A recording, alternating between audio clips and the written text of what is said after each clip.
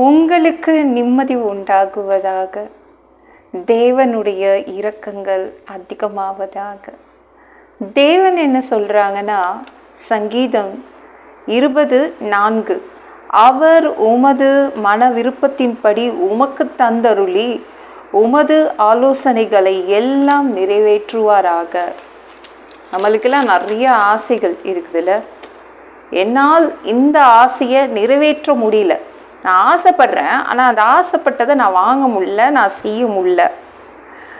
அது நிராசையாய் மாறிடுது, நிறைவேறாத ஆசையாக மாறிடுது. என் வாழ்க்கையில் அது கிடைக்காமலே போயிடுது அப்படின்னு சொல்கிறீங்கள, ஏங்க வச்சிடுது அப்படின்றீங்கள. ஆசைகள் அதிகமாக இருக்குது, அதே மாதிரி இயக்கங்களும் அதிகமாக இருக்குன்றீங்கள.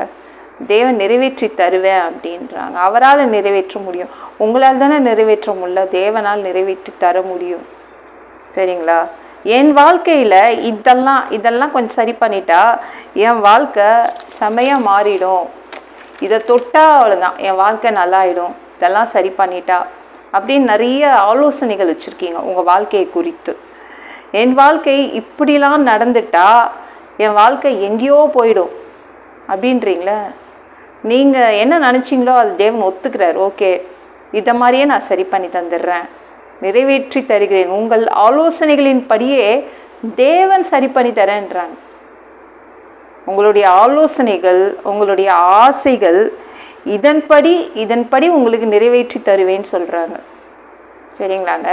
நீங்கள் உங்கள் ஆலோசனைகள், ஆசைகள் இதை தூக்கிட்டு வேறு எங்கேயும் போயிடாதீங்க, வேறு யாரையும் பார்க்க போயிடாதீங்க, எந்த மனிதனையும் கிட்டேயும் போயிடாதீங்க. உங்களுடைய ஆசைகள் நிறைவேற்றி தரமாட்டாங்க, தேவன் தான் நிறைவேற்றி தருவார். உங்களுடைய ஆசைகள் எல்லாமே அப்படியே நிறைவேறும், நிராசையாக போகாது. அப்படியே நீங்கள் நினச்சது தேவன் நடத்தி கொடுப்பாருங்க. ஏதேன் தோட்டம் இருந்துச்சுல, ஏதேன் தோட்டத்துக்கு புதுசாக வந்த பொண்ணு ஆசைப்பட்டா. என்ன மாதிரி ஆசைப்பட்டா? தேவர்கள் மாதிரி மாறணும், ஏஞ்சல்ஸ் மாதிரி பறக்கணும் அப்படின்னு ஏதேன் தோட்டத்துக்கு புதுசாக வந்த பொண்ணு அப்படி தான் ஆசைப்பட்டா. ஆனால் அவள் போய் நின்ற இடம் சரியில்லை. ஆசைகள், திட்டங்கள்லாம் இருந்துச்சு, ஆலோசனைகள்லாம் இருந்துச்சு, ஆனால் அவள் போய் நின்ற இடம் சரியில்லை. பாம்புக்கிட்ட போய் நின்றுட்டா. தேவன்கிட்ட நின்றுருந்தா அவர் மாற்றி கொடுத்துருப்பார். அவளுடைய ஆசை நிராசையாய் மாறி இருக்காது. அதனால தான் யோசிச்சு நில்லுங்க, கரெக்டாக நில்லுங்க. ஏதேன் தோட்டத்தில் புதுசாக வந்த பொண்ணு மாதிரியே நீங்கள் நடந்துக்காதீங்க. நம்மளுடைய ஆசை எல்லாத்தையும் தூக்கிட்டு எங்கே போகணும்? தேவன்கிட்ட போய் நிற்கணும், எந்த மனிதன்கிட்டையும் போய் நிற்காதீங்க.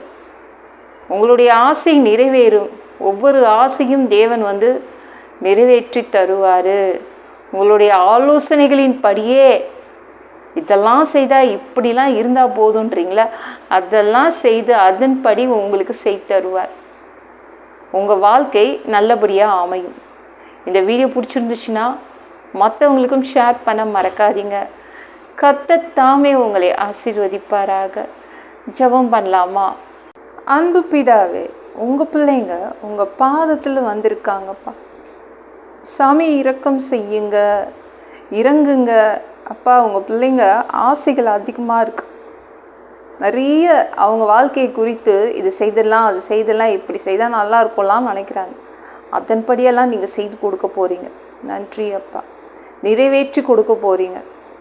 எல்லாம் பொல்லாத பிசாசுகள், ஏவல்கள், மந்திரங்கள், தற்கொலை ஆவிகள், பயத்தின் ஆவிகள், பலவீனப்படுத்துகின்ற ஆவிகள் எல்லாம் ஏசு என்ற பெயரினை கொண்டு துரத்துகிறேன். ஓடிப்போ. உங்கள் பிள்ளைங்கள ரத்த கோட்டைக்குள் மறைச்சிக்கோங்க. பரிசுத்த ஆவியால் நிரப்புங்க. ஞானஸ்நானம் எடுக்கணும் உங்கள் பிள்ளைங்க, ரட்சிப்பீராக. இயேசுவின் காயப்பட்ட தழும்புகளால் எல்லா வியாதிகளும், எல்லா பலவீனங்களும், கேன்சர் போன்ற வியாதிகளும் சரியாகுவதாக. பரம்பரை வியாதிகள் சரியாகுவதாக, மரணப்படுக்கைகள் சரியாகுவதாக. மனிதனாக பிறந்தா ஜீவ புஸ்தகத்தில் எங்கள் பேர் இருக்கணும். அப்படி இல்லைன்னா அந்த மனிதனை பிடிச்சி நரகத்தில் தள்ளிடுவீங்க. தீ எரிக்கிற இடத்துல எப்படி போய் வாழ்கிறது? சாமி, எங்களை பரலோகத்துக்கே அனுப்பிடுங்க. அடித்து உதச்சி திருத்தி எங்களை பரலோகத்துக்கே அனுப்பிடுங்க. கழுவப்படாத பாவங்கள் எங்ககிட்ட இருந்துச்சுன்னா உங்கள் திரு ரத்தத்தை கொண்டு கழுவி எங்களை பரலோகத்துக்கே அனுப்பிடுங்க. எந்த ஒரு இமைப்பொழுது நீங்கள் வருவீங்க, நீ இயேசுவை வணங்கி வணங்கி காத்துட்ருக்கோம். பரிசுத்தமாக வாழ்ந்து காத்துட்ருக்கோம். அந்த ஒரு இமைப்பொழுதில் உங்களுக்கு ஒப்பான உடம்பு எங்களுக்கு கொடுக்கப்படும். அதை பெற்றுக்கொண்டு மதியமானத்தில் உங்களை சந்திக்க வருவோம். அந்த தருணத்தை இழந்துடக்கூடாதுப்பா. ஒரு மனிதனால் பரிசுத்தமாக வாழ்கிறது கூடாத விஷயம். அதற்கும் உங்கள் உதவி தான் தேவைப்படுதுப்பா. 7 வருட ஆந்தி கிறிஸ்து ஆட்சியில் விட்டுட்டு போயிடாதீங்க. பிசாசு நடத்தும் ஆட்சியில் விட்டுட்டு போயிடாதீங்க. நன்றி. இந்த பூமிக்கு சொந்தக்காரராக ஓனராக நீங்கள் வருவீங்கப்பா. 1000 வருடம் இந்த பூமியை ஆட்சி செய்வீங்க, இங்கே தங்குவீங்க. அந்த பொற்காலத்தை பார்க்க ஆசைப்படுறோம். எல்லாவற்றையும் ஒப்பு கொடுக்குறேன். இயேசுவின் மூலம் ஜெபம் கேளும் பிதாவே, ஆமென். நாளைக்கு பார்க்கலாம்.